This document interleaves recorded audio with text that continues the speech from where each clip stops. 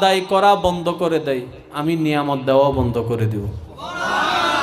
ওই গরিবের পক্ষে যখন মুসা নবী বললেন, আল্লাহ পাক বললেন, মুসা তাকে গিয়ে বলিও সে যেন আজকে থেকে আমার শুকরিয়া আদায় করা শুরু করে। সে শুকরিয়া আদায় করা শুরু করবে, আমি নিয়ামত দেওয়া শুরু করে দেব। কারণ রব্বে করিমের ফরমান কি, লা ইন শাকারতুম লা আযীদান্নাকুম, যদি শুকরিয়া করো বাড়াই দিব।